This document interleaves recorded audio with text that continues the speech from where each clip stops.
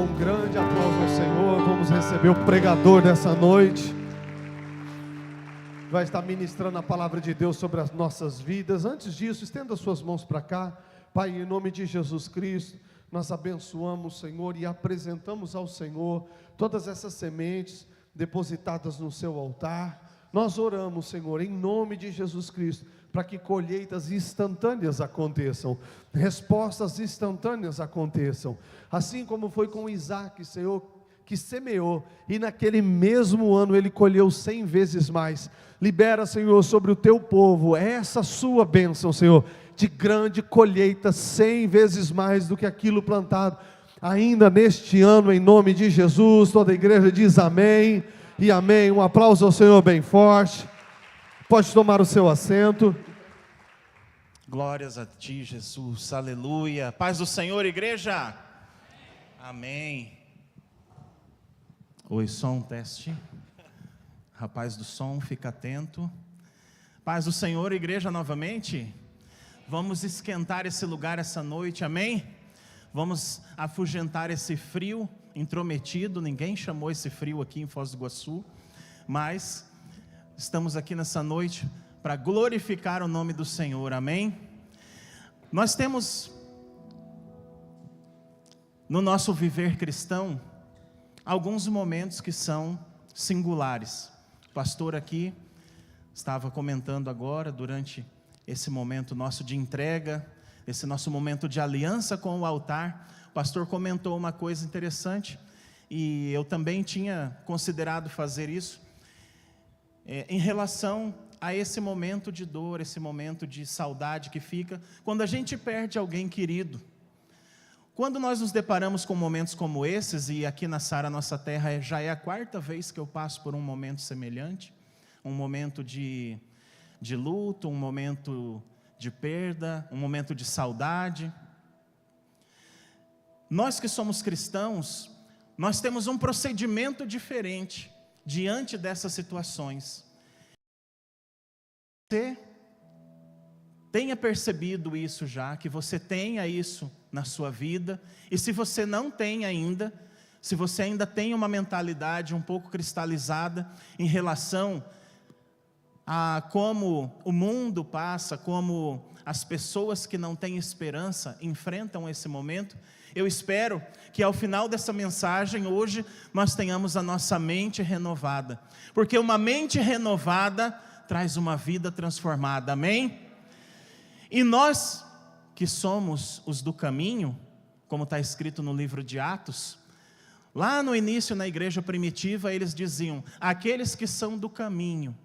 Eles identificavam o povo cristão, ainda não chamavam desse jeito, porque o povo judeu tinha suas sinagogas, tinha os fariseus para organizar lá os seus tipos de culto, mas aquele novo movimento que estava surgindo, eles não tinham um nome próprio, então eles chamavam assim, aquele povo lá do caminho, e eles se baseavam isso, a partir daquela mensagem onde Jesus disse assim, eu sou o caminho, a verdade e a vida.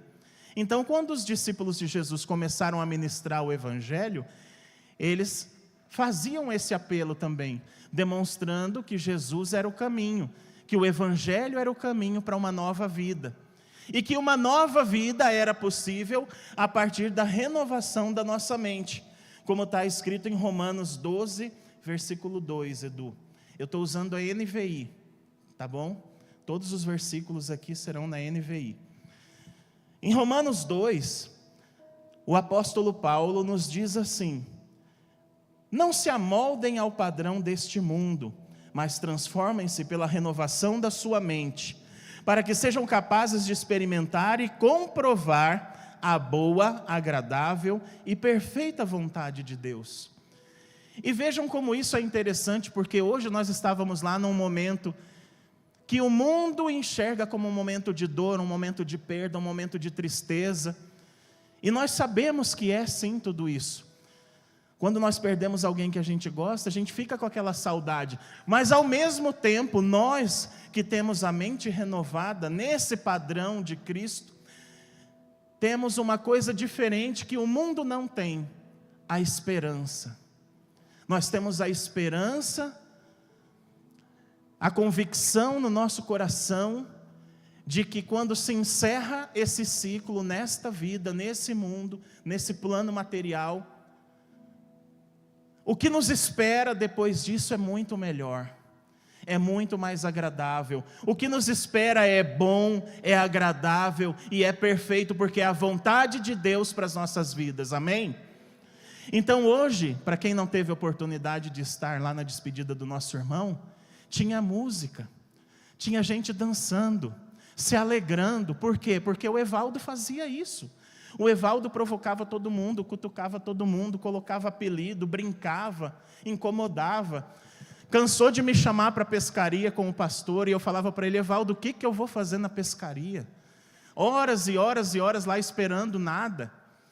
Porque eu sei que eles saíam da pescaria aqui, depois eles compravam o peixe na volta para dizer.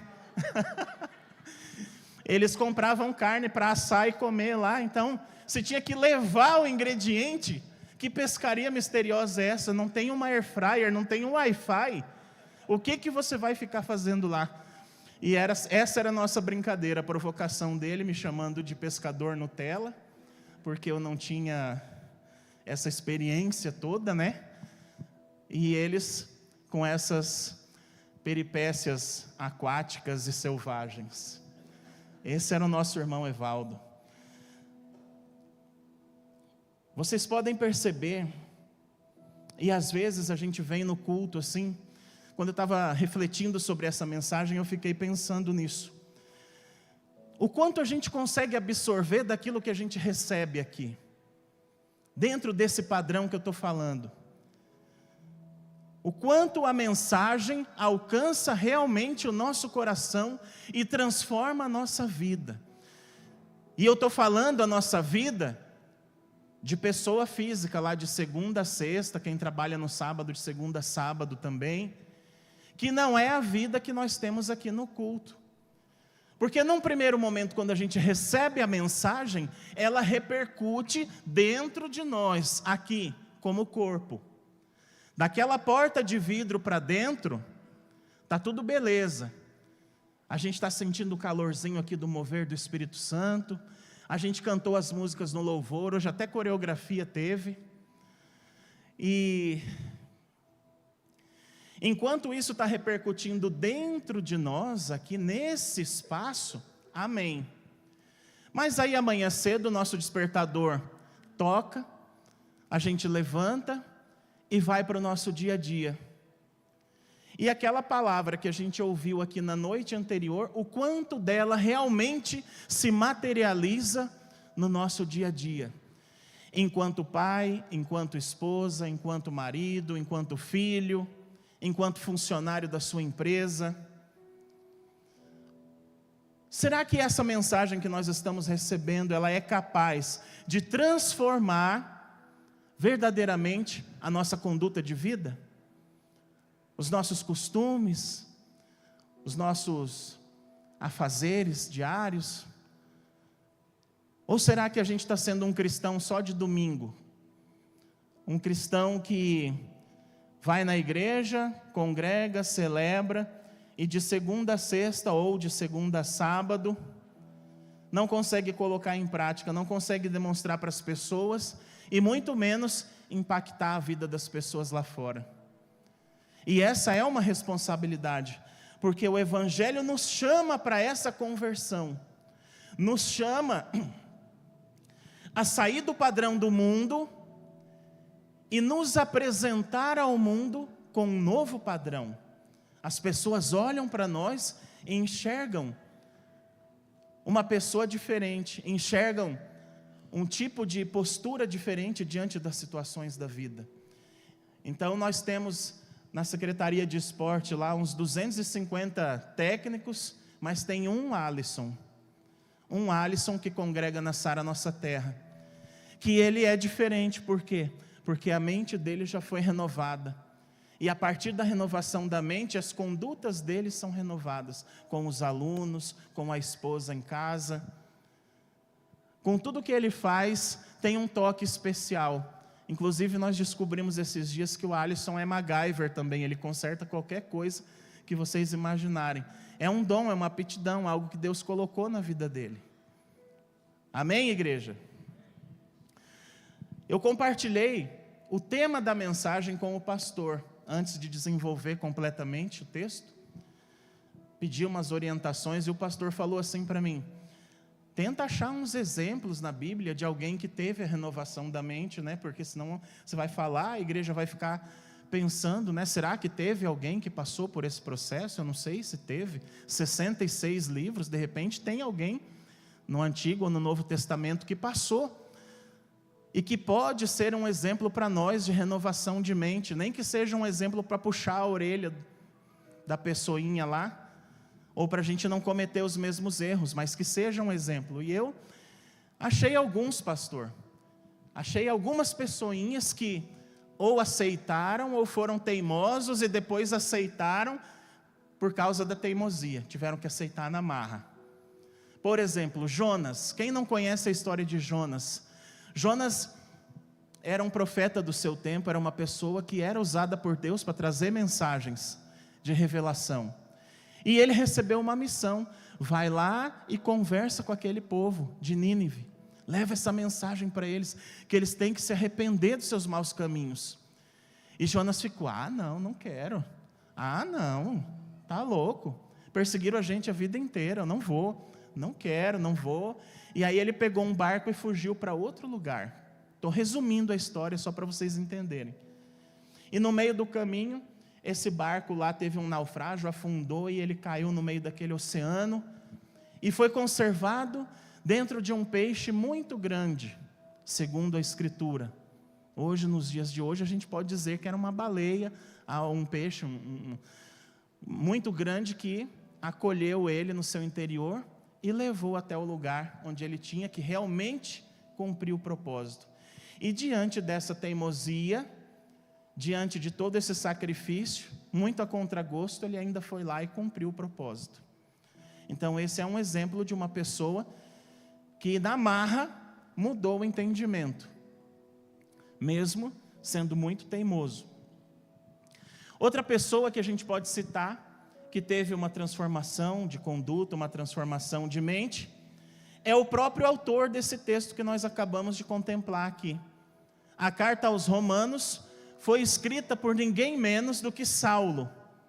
Saulo foi um grande perseguidor dos cristãos, porque ele era um romano, foi construído dentro dos padrões romanos, um soldado de alta excelência, um chefe das milícias romanas, instruído, conversava em grego, tinha uma cultura vasta, era uma pessoa avançada diante daquele tempo, daquela cultura, daquele momento. E esse mesmo Saulo, então, que perseguia os cristãos, fazia isso porque na mentalidade dele ele achava o quê? Que ele estava protegendo, porque era um movimento novo, um movimento que estava surgindo contra um sistema estabelecido, tanto dos fariseus quanto do próprio Império Romano. Então isso era uma ameaça na concepção das pessoas com a mentalidade daquele tempo. E esse Saulo, a serviço dessa mentalidade, a serviço do que achavam que era certo para a época, que era politicamente correto para a época, para usar o termo bem atual, ele estava defendendo a agenda politicamente correta daquele momento.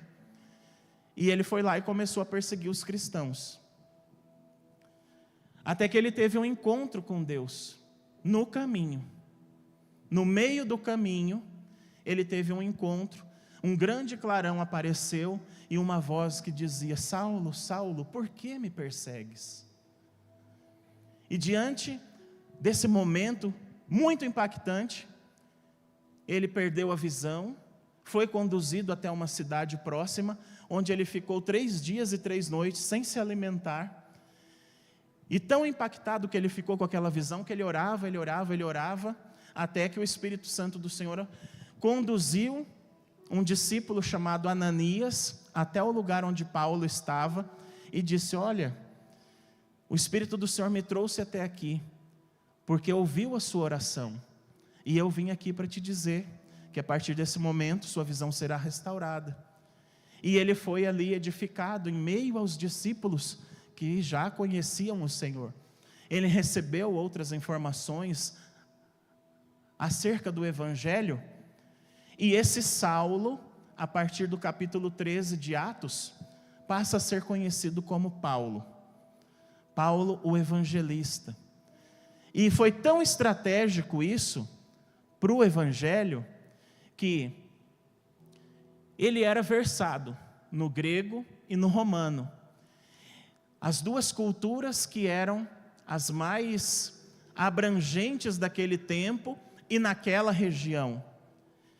E por conta de toda essa preparação que Saulo recebeu ao longo de toda a sua vida, ele foi, naquele momento, um dos mais importantes. Alguns teólogos afirmam que ele foi o mais importante, dos missionários ou dos evangelistas que levaram a mensagem do Evangelho a outros povos que eram considerados os gentios. Então, enquanto os apóstolos Pedro e companhia limitada falavam aos judeus, porque era mais próximo para eles, dentro daquele preparo, daquela cultura que eles possuíam enquanto pessoa, a formação que eles possuíam, Saulo, que agora era Paulo, conseguia transitar em vários outros cenários. Falava com autoridades e falava com o povo mais simples. Falava com pessoas de linguagem grega, falava com pessoas de linguagem romana. E a partir dessa preparação toda, foi que o Evangelho foi se consolidando cada vez mais, até chegar aos dias de hoje na nossa vida. Então, através da renovação, através da transformação da mente de uma pessoa, quantas outras multidões e multidões e multidões de outras pessoas foram alcançadas, até chegar no nosso dia, na nossa vez, dia 1º de junho de 2025, e a gente está aqui refletindo sobre algo que Paulo escreveu há tanto tempo atrás. Muito bem. No nosso tempo, nesse tempo que nós vivemos, eu acho que vocês concordam comigo num aspecto que ele é muito peculiar desse momento que a gente vive. Imagina, naquela época, para Paulo conseguir evangelizar, digamos assim, o povo de Tessalônica, ou os romanos, ou os efésios, ou qualquer um outro, ele tinha que escrever uma carta. Se ele não podia ir pessoalmente, ele tinha que escrever essa carta, pedir para um emissário, um discípulo, alguém, levar essa carta até aquele pessoal, esperar a mensagem ser difundida naquele lugar, e esperar a pessoa voltar com o feedback, a resposta. Paulo, eles ficaram muito felizes com a mensagem, eles estão esperando a sua visita, está tudo preparado, vamos para lá, arruma aí a sua mala, pega as suas coisinhas, vamos para lá. Ou seja, pensa o tempo que demorava para tudo isso acontecer. Nos dias atuais, nós temos uma vantagem, que é a informação instantânea. Ela acontece a qualquer momento e nós temos acesso no lugar que nós estivermos. Inclusive, estou vendo o Heitor controlando ali, tem pessoas que hoje não estão presentes aqui na igreja, no nosso culto, fisicamente, mas estão acompanhando ali a mensagem da live. Estão acompanhando através do ambiente virtual a mesma mensagem que nós estamos tendo a oportunidade de receber aqui, instantaneamente. Eu sou do tempo que quando lançava um filme lá nos Estados Unidos, a gente esperava 5 anos para chegar aqui no Brasil e passar na tela quente na Globo. Porque no cinema não tinha condição de ir, então tinha que esperar passar na Globo, e depois, se a gente perdesse algum pedacinho, alguma coisa, a gente tinha que esperar um dia, repetir na sessão da tarde, para a gente conseguir terminar o resto da história. Alguém aqui é desse tempo também ou não? Ó, o pessoal entregando a idade aí, outros escondendo na cara dura. Não vem dar desculpa que está frio não, tá? Então a nossa mentalidade hoje nós temos a oportunidade de ter acesso à informação em tempo real, consultar as informações em tempo real, consolidar aquilo que a gente quer transmitir instantaneamente. Mas, ao mesmo tempo, essa mesma ferramenta, que ela é tão vantajosa, ela se torna uma ameaça, porque da mesma forma que traz vantagens, quando a gente busca nas fontes corretas, ela traz desvantagens também, que é quando a mensagem vem atravessada, quando a mensagem vem de uma maneira deturpada, fora do contexto, um pedaço, um fragmento de texto fora do contexto, e que daí é usado para justificar qualquer coisa que eu quero. Hoje, essa mesma rapidez com que a informação chega até nós, faz com que muitas vezes a gente seja superficial no contato dessas informações. Faz com que a gente receba, mas não tenha uma capacidade de avaliação. Eu vejo que muitas pessoas que eu conheço, infelizmente, acabam se esfriando na fé, nesse contato que a gente tem, nessa comunhão que a gente tem aqui na igreja. E é muito comum perceber hoje pessoas que ficam em casa acomodadas, buscando só os gurus da internet para o assunto do momento.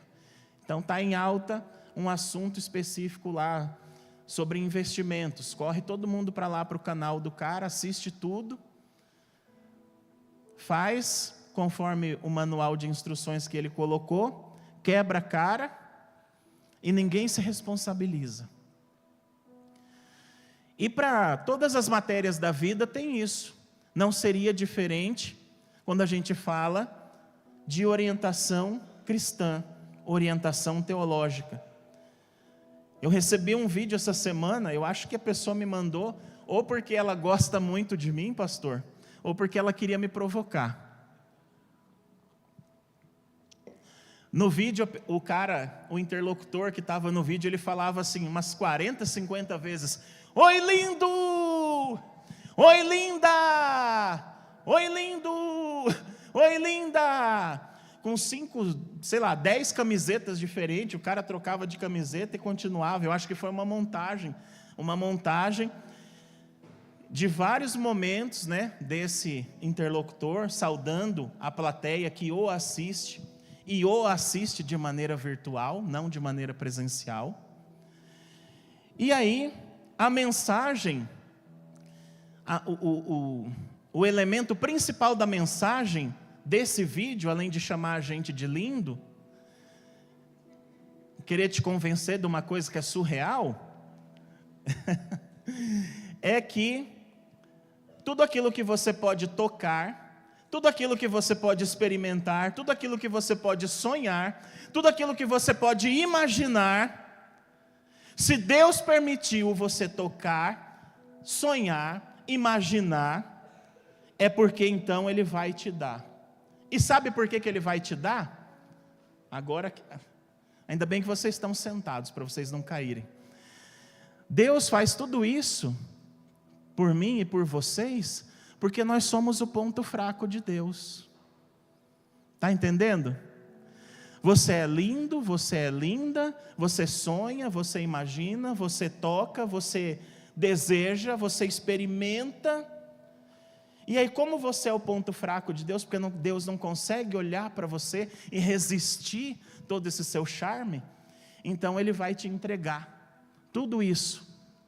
É um tipo de evangelho assim, romântico. É um evangelho romântico, onde a mentalidade das pessoas está sendo preparada para algo que não condiz com a realidade. Porque a realidade da vida cristã é o quê? Que a gente renova a nossa mente, que a gente transforma as nossas posturas, e que diante desses milhares de vozes que ecoam no nosso tempo, e ecoavam no tempo de Paulo, ecoavam no tempo de Jesus, sempre houve a resistência, sempre houve a dificuldade. Não existe evangelho de facilidade. É isso que a gente tem que deixar claro no nosso entendimento. Partir imediatamente desse pressuposto. Não existe evangelho de facilidade, mas existe um evangelho onde Deus trabalha nas nossas vidas e nos traz a plenitude que a gente tanto espera. É o desejo de todo mundo, ter uma vida boa, ter uma vida agradável, ter uma vida perfeita. E se é o nosso desejo, é o desejo de Deus para nossas vidas em primeiro lugar. Mas que isso vem porque Deus está levantando uma geração que precisa ser moldada, não pela cultura do mundo, mas pela palavra viva que é ministrada nos altares das igrejas. Amém? É essa palavra viva que é ministrada sobre as nossas vidas, que traz essa edificação e traz essa transformação também, como consequência daquilo que a gente tanto busca. A gente trabalha, a gente corre atrás, Deus dá oportunidades, Deus dá experiências, inteligência, prosperidade, sementes para a gente semear na terra fértil e colher a multiplicação dessas sementes. Então a gente não precisa de fórmula mágica, a gente não precisa de evangelho de facilidade. O que a gente precisa é de convicção na nossa fé, amém? Convicção no nosso pensamento, diante de tantas multidões, e invasões e bombardeios que a gente é atacado nos dias de hoje. A palavra de Deus em João 10:10, ela nos diz assim: o ladrão vem apenas para roubar, matar e destruir. Eu vim para que tenham vida e a tenham plenamente. Ou seja, esse ladrão que o Senhor está mencionando, o próprio Jesus disse essas palavras. Ele estava falando o quê? Que o plano do inferno é roubar a sua atenção, é roubar a sua mente, é roubar a sua aliança com o altar, para que você, diante do deslumbre, do deslumbramento das coisas do mundo, se perca do caminho do Senhor. Ele quer controlar a sua mente, porque quem governa a sua mente, governa também as suas decisões. Eita! E imagina, se o inimigo tem o governo da sua mente, se o inimigo controla as suas decisões, como que vai transformar a sua vida? Como que vai transformar para melhor a sua vida? Não vai. Hoje o Senhor, Ele vem quebrar fortalezas mentais e ativar essa mente ungida, que discerne a verdade, que conhece a verdade e que vence nesse mundo através da verdade, amém? O Senhor vem trazer para nós uma mentalidade hoje, que ela é blindada contra essa invasão que acontece na cultura, nas escolas, na mídia, no noticiário. Nós somos o tempo todo bombardeados e às vezes a gente fica até frustrado. Eu me sinto bastante incomodado e eu atuo numa área que é constantemente atacada por isso. Eu sou professor, eu trabalho com crianças.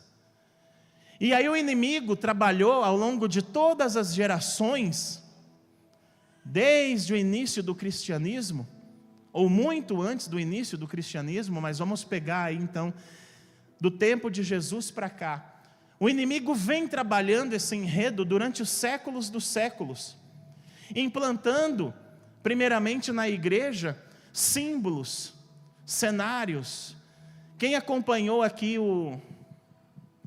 a situação da sucessão do Papa? Quem teve curiosidade? Eu sei que a maioria aqui vem talvez de uma formação católica. Eu vim de uma formação na igreja católica, até os 20 anos de idade, participava na igreja católica, e durante a sucessão, obviamente, essa manchete o tempo todo sendo repetida no jornal. Você liga a televisão para saber uma notícia aqui de Foz do Iguaçu, está o pessoal de Foz do Iguaçu falando da sucessão do Papa, dando opinião, quem que seria o Papa, quem vai ser o técnico da seleção, quem vai ser o Papa, quem vai ser o técnico da seleção, quem vai ser o Papa, Neymar vai ser convocado, quem vai ser o Papa. É assim, os assuntos, o tempo todo, no Globo Esporte, programa de esporte, falando do time do Papa, Não, que o Papa era argentino, mas ele torcia para o São Lourenço e não sei o quê. Enfim, toda a agenda da mídia voltada para esse assunto. E eu achei interessante, eu não sei se todas as pessoas tiveram a curiosidade de observar isso. Quando você vê o cerimonial, até os 20 anos, católico, praticante, tem certos rituais na Igreja Católica e certos símbolos que você olha e você fala, pois é, mas na Bíblia não estava falando nada disso, né? Mas está ali, então deve estar valendo, né? Passou em algum momento, ninguém percebeu e ficou. Por exemplo, as imagens que tem, eu não estou nem falando dos santos em si, mas as igrejas de maneira geral, elas são adornadas por estátuas de anjos, de deusas.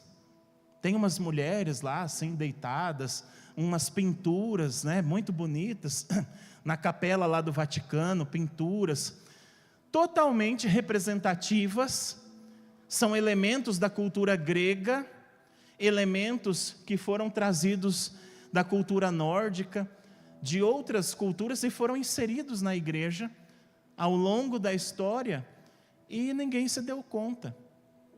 Porque o Evangelho não fala sobre isso, não fala sobre deusas, não fala sobre imagem de querubim, não fala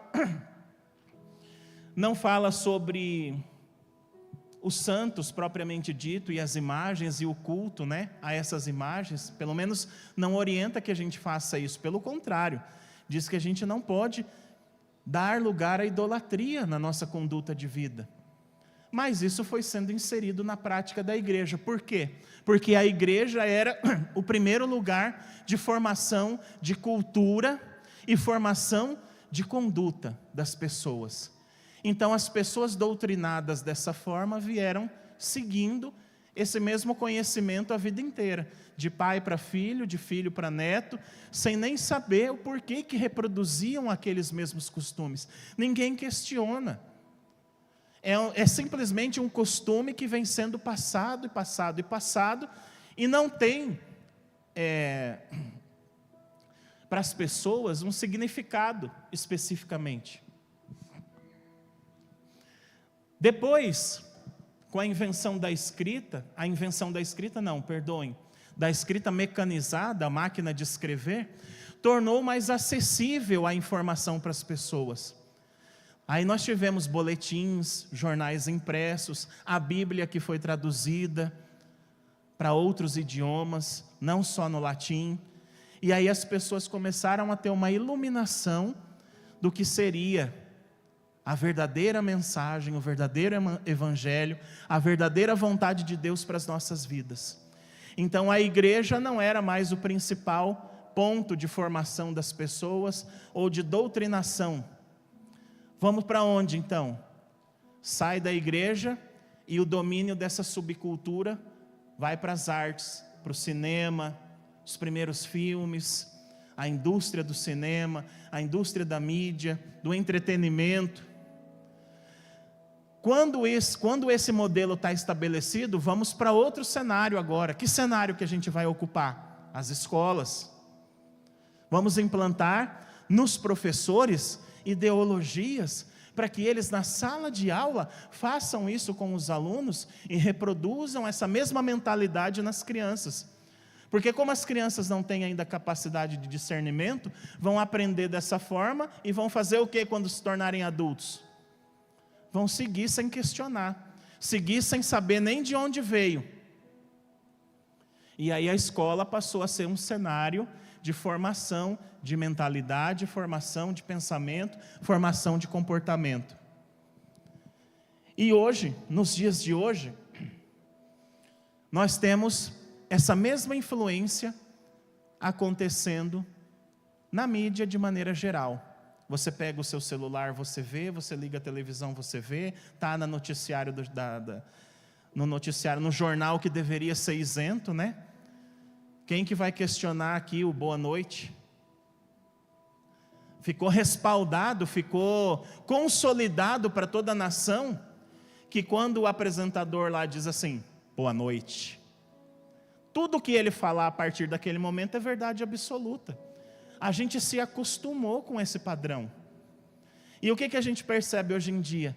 Que esse padrão de validade da fala, de veracidade, naquilo que era transmitido como notícia, como informação para as pessoas, vem sendo manipulado para construir pensamentos, construir narrativas, reescrever a história, reescrever o modo de pensar das pessoas e validar uma determinada agenda, uma agenda específica anticristã, um modelo que vem se estabelecendo e que o próprio Jesus disse que no final dos tempos nós teríamos sinais.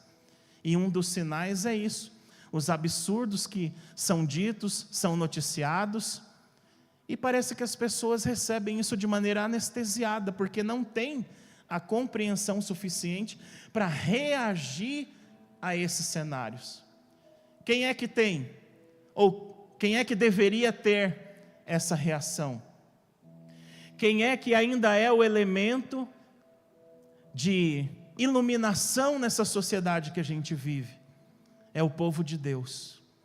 Nós que estamos na igreja, que temos a mente renovada, que temos um jeito de comunicar diferente, nós que temos um pensamento conservado, um pensamento tratado, um pensamento cristalino diante dessas coisas, é que somos restaurados e ainda somos, digamos assim, a ferramenta que o Senhor usa no dia a dia para trazer luz e esperança nesse mundo tão conturbado, tão acidentado, tão agitado.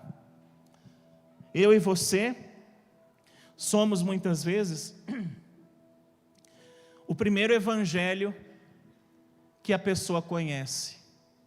A pessoa não vem para Jesus porque ela vai pegar, dificilmente, não é que isso não possa acontecer, mas a pessoa não vai se converter sozinha lá no quarto dela, lendo a Bíblia, e vai ter uma iluminação e vai falar assim: olha que interessante isso aqui, mudou minha mente, domingo eu vou para a igreja.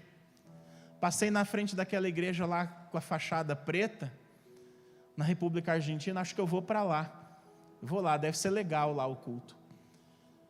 Dificilmente vai acontecer essa transformação espontânea. O que é que acontece na prática?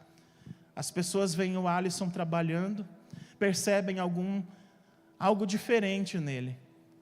É a forma de lidar com as pessoas, é o sorriso, é uma palavra de conforto, é uma esperança, é um direcionamento, é uma maneira diferente de fazer as coisas, quando todo mundo está dando jeitinho lá, né?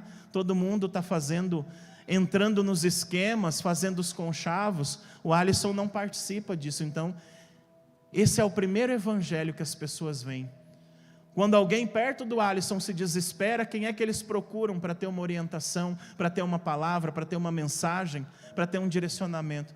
Ô Alisson, eu estou com um problema aqui, cara. Eu sei que você é diferenciado aí, parece que você até vai na igreja, né?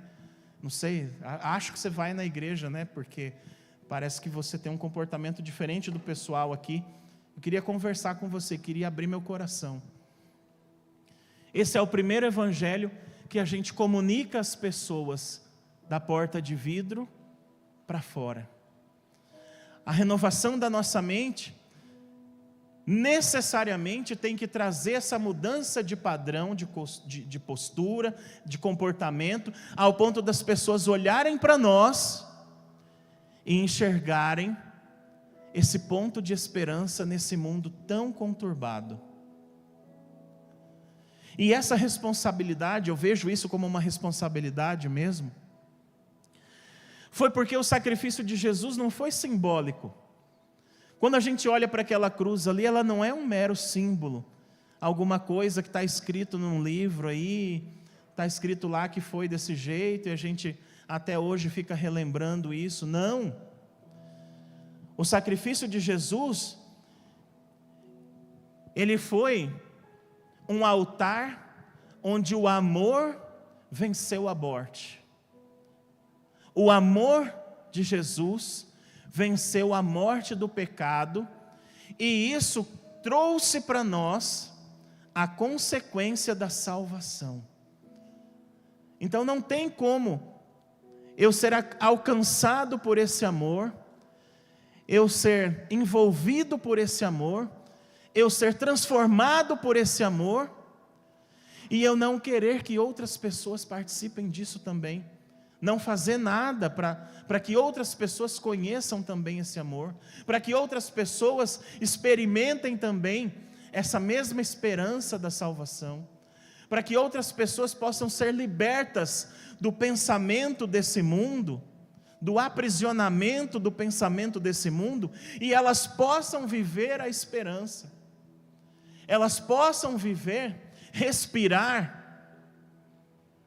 a sensação de que o amanhã é melhor, que o amanhã tem algo novo preparado para a minha vida, e tem. Hoje, quando a gente sair daqui, voltar para as nossas casas, deitar, dormir, na graça de Deus, amanhã Deus já tem algo novo preparado para nós, amém? Porque a palavra do Senhor diz assim, que as misericórdias do Senhor se renovam sobre nós a cada manhã, e são a causa de não sermos consumidos. Olha que interessante isso. Então, antes da gente pensar qualquer coisa sobre o dia de amanhã, antes da gente preparar qualquer coisa sobre o dia de amanhã, o Senhor já preparou um presente para te entregar amanhã cedo, quando você abrir os olhos e pensar em sair da cama, ou pensar em ficar mais um pouco por causa do frio. Quando você pensar nisso amanhã, o Senhor já vai estar entregando um presente para você. Ó, filho, mais uma misericórdia aí para você. Toma uma misericórdia aqui para você, ó. Toma uma misericórdia. Toma a minha vontade, que é boa, perfeita e agradável. Toma aqui, ó, a plenitude de vida. Aquela semente que você depositou no altar ontem em aliança. Toma aqui a multiplicação 100 vezes mais. Toma aqui a restauração do seu casamento. Toma aqui a restauração do relacionamento. Toma aqui a libertação. Toma aqui a cura que você procura. Pega aqui, meu filho, pega aqui aquilo que você veio buscar na minha presença, chorando em lágrimas. As suas lágrimas semearam, e agora toma aqui a colheita da tua vitória. Amém? Glória a Deus. A palavra do Senhor nos diz assim, em João 14:6. Jesus, conversando com os discípulos, em dado momento, ele olha para eles e diz assim: eu sou o caminho, a verdade e a vida. Eu sou o caminho. Por isso, lembram, eu falei no início da mensagem, é por isso que os discípulos eram conhecidos como aqueles do caminho. É o povo lá do caminho que fala do caminho. É porque Jesus, quando eles ministravam o evangelho para as pessoas, eles diziam assim: eu sou o caminho, a verdade e a vida. Ninguém vem ao Pai a não ser por mim. Meus irmãos, se Jesus é o caminho para as nossas vidas, estejam atentos para não escolher os atalhos do inimigo. Se Jesus disse que Ele era o caminho, é porque o inimigo vai colocar atalhos na sua frente. Fuja, fuja dos atalhos. Se o Senhor é a verdade, é porque o inimigo nos apresenta as respostas como mentira. Se o Senhor se coloca como a verdade, qualquer outra coisa fora da presença do Senhor é a mentira. E se o Senhor é a vida, é porque a consequência do pensamento desse mundo leva à morte. Jesus, Ele é um trajeto seguro. Ele nos tira dos atalhos da cultura desse mundo. Renovar a nossa mente na presença do Senhor é caminhar com Ele em obediência, é aplicar essa mente renovada todos os dias. Não é uma escolha fácil, não é uma escolha fácil, mas é uma escolha que implica que todas as decisões da nossa vida são pautadas num tipo de pensamento específico. Um pensamento que é puro, que é santo, que é liberto, que vem do alto. Eu uma vez compartilhei isso com o pastor ficou até surpreso. Não sei se o pastor lembra disso. As pessoas me confrontam, eu sou servidor público, eu trabalho num órgão administrativo. Onde eu trabalho, haveria possibilidade de ocorrência de diversos tipos de favorecimentos, de corrupção, de qualquer coisa que vocês possam imaginar. E as pessoas sabem que eu tenho um perfil muito rígido. Inclusive hoje eu fui colocado numa posição de responsabilidade justamente por isso. Por não concordar, por não compactuar, por combater esse tipo de situações. Eu fui colocado nessa posição de responsabilidade. E aí as pessoas perguntam para mim, assim, os outros colegas de trabalho, que querem fugir do padrão normal, que é o jeitinho, e querem fazer as coisas como eu faço, eles me perguntam, como que você consegue, como que você faz, como que você conseguiu escapar daquela situação, como que você contornou aquela pressão que você estava sofrendo? E daí eu respondi um dia assim, cara, normalmente quando eu vou tomar alguma decisão como essas, eu penso, o que o meu pastor faria? Como que o meu pastor responderia? E eu faço isso porque eu sei que o meu pastor é um representante de Deus, é um profeta sobre a minha vida. Ele tem a palavra de Deus e o direcionamento correto e específico para tudo que eu preciso fazer. E quando eu cheguei na igreja, ele foi esse instrumento de Deus para corrigir a minha vida. Ele foi o pastor que tirou os carrapichos da ovelha que estava perdida, que foi ensinando a ovelha a andar no caminho certinho, que foi ensinando a ovelha a atuar diante desse cenário que eu estou relatando para vocês. Então toda vez que eu me deparo com algum tipo de situação que poderia ser uma encruzilhada no meu trabalho, ou que poderia me colocar em algum risco, ou colocar o setor que eu trabalho em risco, eu penso assim, como que o meu pastor me orientaria? Porque eu sei que o meu pastor tem as palavras de Deus para a minha vida, amém? E falando do meu pastor, eu estou falando de uma orientação que vem de Deus. Então, se eu creio em Deus, para todos os momentos, para todas as nuances, se eu vou pela direita, se eu vou pela esquerda, se eu vou investir, se eu vou tirar, se eu vou comprar, se eu vou vender, se eu vou fazer o bem, ou se eu vou esperar mais um pouco, tudo isso, todas essas decisões, têm que estar alinhadas.